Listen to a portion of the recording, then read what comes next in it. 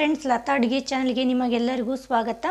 ನಾನಿವತ್ತು ಸುರುಳಿ ಹೋಳಿಗೆನ ಮಾಡಿದ್ದೀನಿ. ನೀವಿನ್ನೂ ನಮ್ಮ ಚಾನಲ್ಗೆ ಸಬ್ಸ್ಕ್ರೈಬ್ ಆಗಿಲ್ಲ ಅಂದರೆ ಸಬ್ಸ್ಕ್ರೈಬ್ ಆಗಿ, ವಿಡಿಯೋನ ಲೈಕ್ ಮಾಡಿ, ಶೇರ್ ಮಾಡಿ, ಹಾಗೆ ಕಮೆಂಟ್ಸ್ ಮಾಡಿ.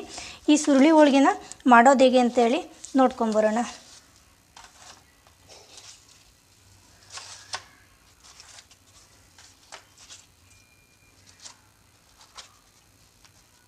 ಮೊದಲು ನಾನಿಲ್ಲಿ ಒಂದು ಪರಾತ ತೊಗೊಂಡಿದ್ದೀನಿ. ಹಾಗೆ ಅದಕ್ಕೆ ಒಂದು ಬಟ್ಲು ಮೈದಾ ಹಿಟ್ಟು ಹಾಕಿದ್ದೀನಿ. ನಾನು ಈ ಥರ ಬಟ್ಲಲ್ಲಿ ಮೈದಾ ಹಿಟ್ಟು ತೊಗೊಂಡಿದ್ದೀನಿ. ಹಾಗೆ ಇದಕ್ಕೆ ನಾನು 1 ಟೇಬಲ್ ಸ್ಪೂನಷ್ಟು ಎಣ್ಣೆ ಹಾಕ್ತಾಯಿದ್ದೀನಿ.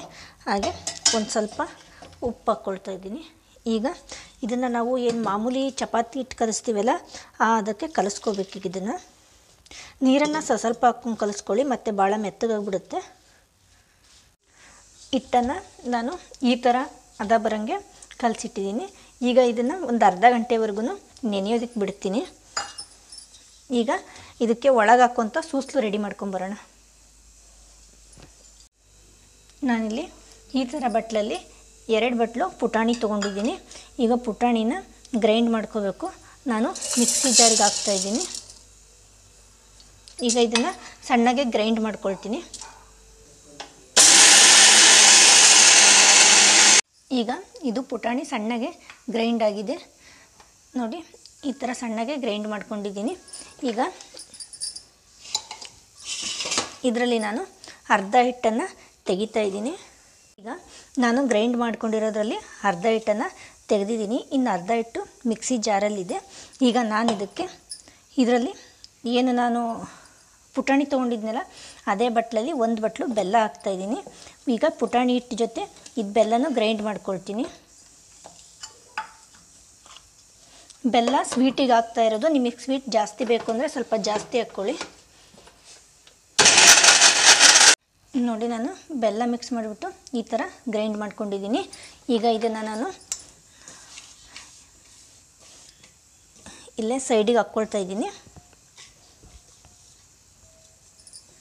ಈಗ ಇನ್ನು ಅರ್ಧ ಏನು ತೆಗೆದಿದ್ನಲ್ಲ, ಆ ಪುಟಾಣಿ ಹಿಟ್ಟನ್ನು ಜಾರಿಗೆ ಹಾಕ್ಕೊಳ್ತೀನಿ. ಈಗ ನಾನು ಮತ್ತೆ ಅರ್ಧ ಹಿಟ್ಟನ್ನು ಹಾಕ್ಕೊಂಡ್ಬಿಟ್ಟು ಮತ್ತೆ ಒಂದು ಬೌಲು ಬೆಲ್ಲ ಹಾಕ್ಕೊಂಡು ಮತ್ತೆ ಇದನ್ನ ಗ್ರೈಂಡ್ ಮಾಡ್ಕೊಳ್ತೀನಿ.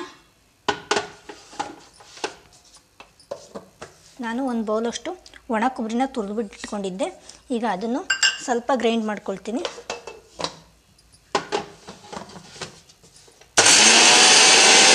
ನಾನು ಒಣ ಕೊಬ್ಬರಿನ ಈ ಥರ ಗ್ರೈಂಡ್ ಮಾಡ್ಕೊಂಡಿದ್ದೀನಿ. ನೀವು ಬೇಕಂದರೆ ಕೊಬ್ಬರಿ ಪ್ರಮಾಣನ ಸ್ವಲ್ಪ ಜಾಸ್ತಿ ಬೇಕಾದರೂ ಹಾಕ್ಕೋಬೋದು. ನಾನಿಲ್ಲಿ ಒಂದು ಬಟ್ಲು ಹಾಕ್ಕೊಂಡಿದ್ದೀನಿ. ಹಾಗೆ ನಾನು ಇದಕ್ಕೆ 1 ಟೇಬಲ್ ಸ್ಪೂನಷ್ಟು ಏಲಕ್ಕಿ ಮತ್ತು ಲವಂಗದ ಪುಡಿ ಹಾಕ್ತಾಯಿದ್ದೀನಿ. ಈಗ ಇದನ್ನೆಲ್ಲ ಚೆನ್ನಾಗಿ ಮಿಕ್ಸ್ ಮಾಡ್ಕೊಳ್ತೀನಿ. ಈಗ ನಾವಿಲ್ಲಿ ಕಲಸಿಟ್ಕೊಂಡಿದ್ವಲ್ಲ ಹಿಟ್ಟು, ಒಂದು ಅರ್ಧ ಗಂಟೆ ಆಗಿದೆ. ಇದು ಹಿಟ್ಟು ಚೆನ್ನಾಗಿ ನೆಂದ್ಕೊಂಡಿದೆ.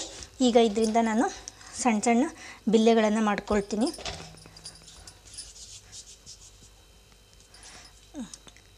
ಇಷ್ಟು ಬಿಲ್ಲೆ ಆದರೆ ಸಾಕು, ಯಾಕೆಂದರೆ ಇದನ್ನು ಸ್ವಲ್ಪ ತೆಳ್ಳಗೆ ಉದ್ದಬೇಕಾಗುತ್ತೆ. ಅದಕ್ಕೆ ನಾನು ಸ್ವಲ್ಪ ಸಣ್ಣ ಮಾಡ್ಕೊಳ್ತೀನಿ. ಈ ಥರ ನಾನು ಎಲ್ಲವನ್ನು ಈ ಥರ ಬಿಲ್ಲೆ ಮಾಡಿ ಇಟ್ಕೊಂಡಿದ್ದೀನಿ. ಈಗ ಇದನ್ನು ಲಟ್ಟಿಸ್ಬೇಕು. ಈಗ ನಾನಿಲ್ಲಿ ಅಕ್ಕಿ ಹಿಟ್ಟು ತೊಗೊಂಡಿದ್ದೀನಿ. ನೀವು ಅಕ್ಕಿ ಹಿಟ್ಟು ಇಲ್ಲ ಮೈದಾ ಹಿಟ್ಟು ಯಾವುದನ್ನಾದರೂ ತೊಗೊಳ್ಳಿ.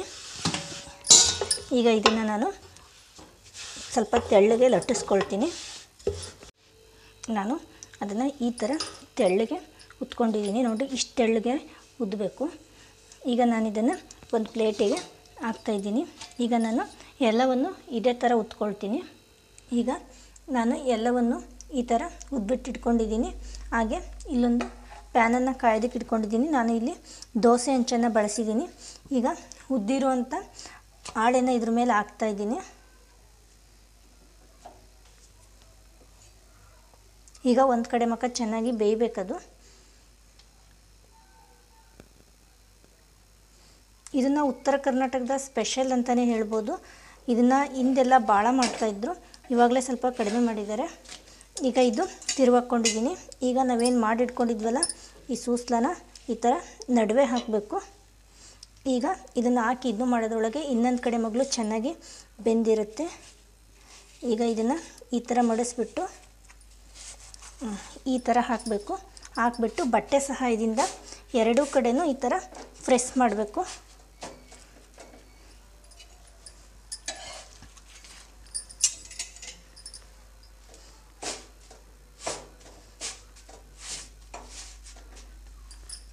ನೋಡಿ ಈ ಥರ ಮಾಡ್ಕೋಬೇಕು. ಈಗ ಇದನ್ನು ನಾನು ತೆಗಿತಾ ಇದ್ದೀನಿ ನೋಡಿ ಈ ಥರ. ಈಗ ಇನ್ನೊಂದನ್ನು ತೋರಿಸ್ತೀನಿ. ಈಗ ಇದು ಒಂದು ಕಡೆ ಬೆಂದಿದೆ. ಈಗ ಇದನ್ನ ತಿರುವಾಕ್ಕೊಳ್ತೀನಿ. ಹಾಗೆ ನಡುವೆ ಸೂಸ್ಲು ಹಾಕ್ಕೊಳ್ತೀನಿ.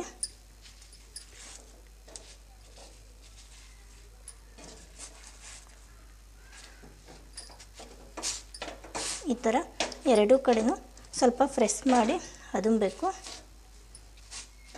ಆಗ ಸೂಸ್ಲ ಯಾವುದು ಹೊರಗಡೆ ಬರೋದಿಲ್ಲ.